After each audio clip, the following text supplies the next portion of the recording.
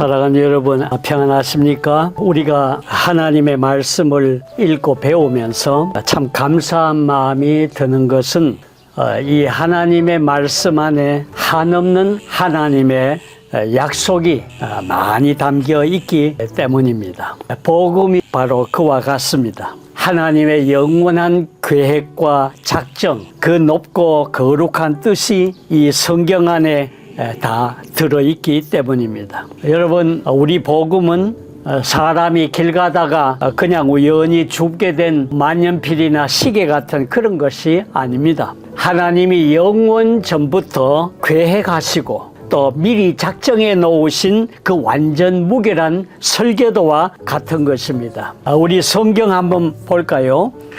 우리 예수님이 이 세상에 오신다는 예언도 즉흥적인 시나리오가 아닙니다. 오시기 전 한 600여 년 전부터 이사야라는 선지자를 통해서 미리 약속하셨던 사건인 것입니다. 처녀가 잉태하여 아들을 낳으리니 이름을 임마누엘이라 하리라. 동정녀 마리아에게 잉태해서 탄생할 예고가 바로 그때 주어진 것이죠. 여러분, 사실 이 메시아의 오심에 대해서는 이미 첫사람 아담 때부터 이미 있었던 것입니다. 창세기 3장 15절에 아시는 대로 여자의 후손이 뱀의 머리를 상케 하리라. 이것은 굉장한 예언 메시지였습니다. 구원의 서광이 벌써 하나님의 마음속에 갖고 계셨다는 증거죠. 사랑하는 여러분, 우리 하나님은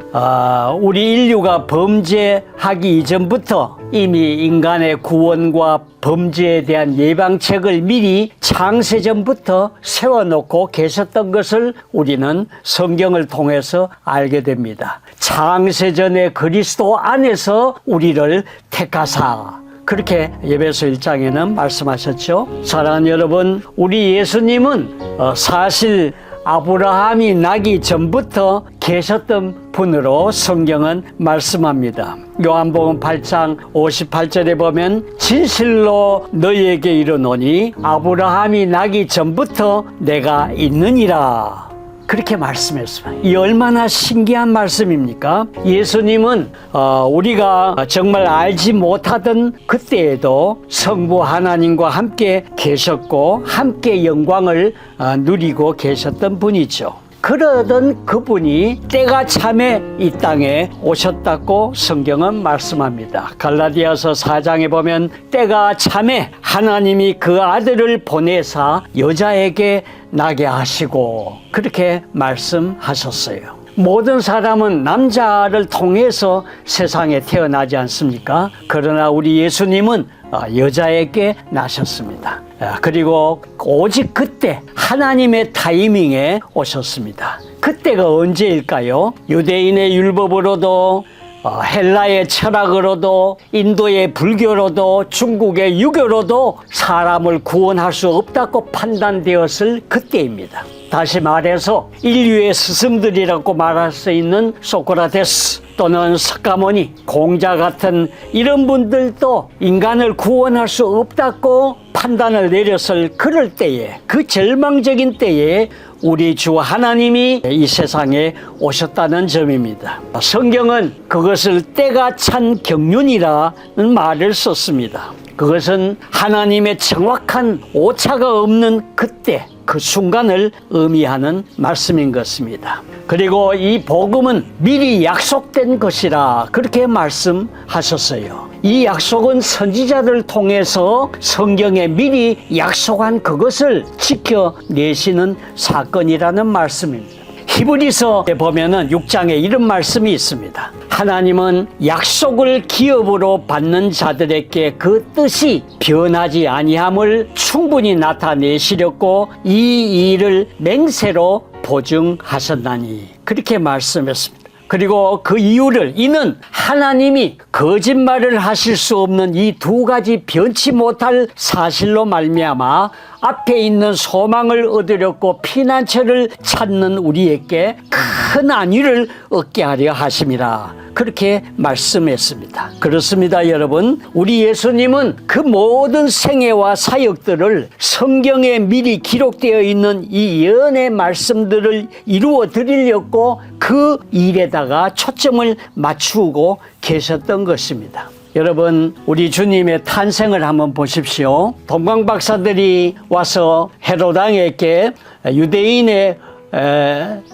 왕으로 나시니가 어디 계십니까? 그렇게 물었지요. 그럴 때에 서기관들이 대답했지요. 유대 베들레헴이오니 이는 선지자로 이렇게 기록된 바. 또 유대 땅 베들레헴아 너는 유대 고을 중에서 가장 작지 아니하도다. 네게서 한 다스리는 자가 나와서 내 백성 이스라엘의 목자가 되리라 하였음이니이다. 그렇게 말씀했어요.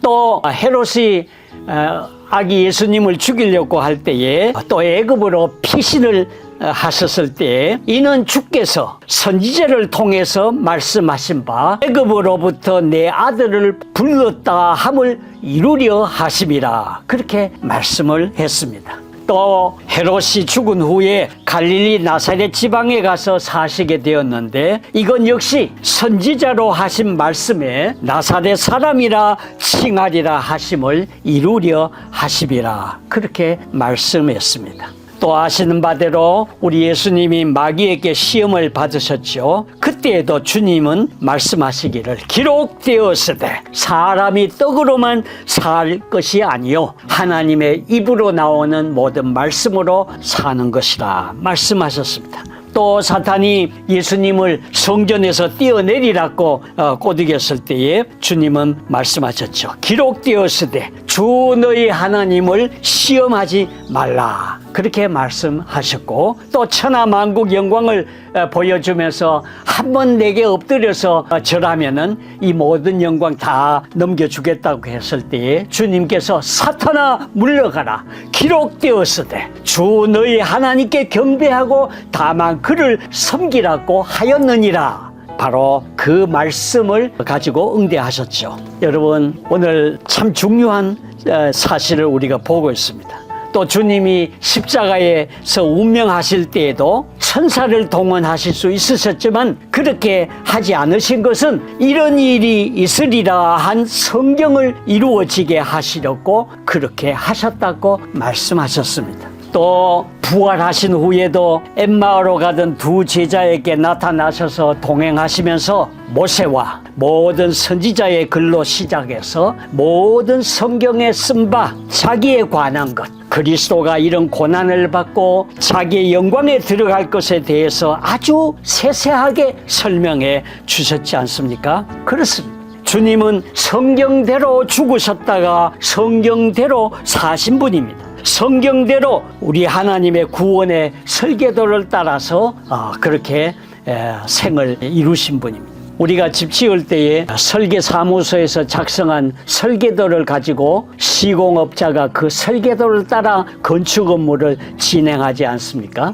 우리 신앙 역시 그렇습니다. 성경의 원리와 뜻을 근거로 해서 우리의 신앙 생활이 전개되는 것입니다. 앞에서 보았듯이 우리 주님의 생애와 사역 그 자체가 전부 성경의 예언을 초점을 맞추고 그렇게 있었습니다. 그렇다면 우리 역시 우리의 신앙 체질이나 성격도 성경으로 돌아가는 체질이 되어야 한다고 믿습니다. 성경 중심의 체질, 성경을 우선적으로 앞세우고 성경에 복종해서 사는 그런 생활이야말로 우리 하나님이 가장 기뻐하시고 성경의 사람으로서 생활의 열매를 맺는 은혜가 있는 줄 확실히 믿습니다. 우리가 성경을 제쳐놓고 무엇을 경험한다, 소위 체험이나 뭘 받았다 하는 것은 굉장히 위험한 일입니다. 그래서 우리는 계시란 말 대신에 조명이란 말을 씁니다. 자신이 무슨 계시를 받았다 이렇게 하는 자들은 굉장히 위험한 사람들입니다. 그런 사람은 확실히 우리가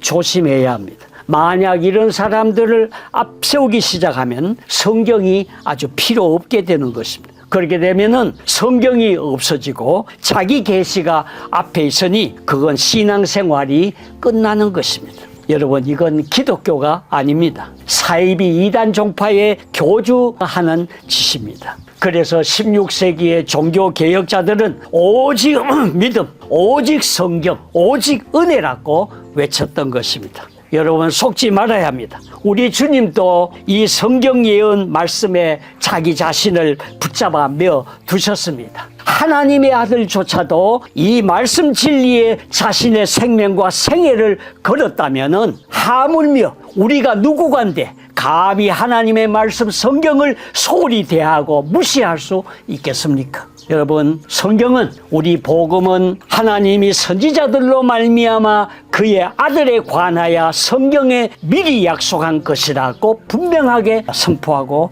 있습니다. 그렇습니다. 여러분, 우리가 이 성경이 믿어지면 하나님도 믿어집니다. 성경이 믿어지면 우리 주 예수 그리스도의 구속사역도 믿어집니다. 성경이 믿어지면 성령의 놀라운 은혜 역사가 우리 안에서 일하시고 역사하심을 믿고 감사할 수 있게 될 것입니다. 사랑하는 여러분, 그러므로 우리 모두 하나님의 이 진리의 말씀 성경 계시를 믿어서 성경의 사람이 되어 성경과 함께 하나님의 뜻을 이루어드리는 거룩한 생활들이 이루어지기를 주의 이름으로 축복합니다. 오늘도 이 말씀 안에서 승리하시기를 주의 이름으로 축복합니다. 승리하십시오.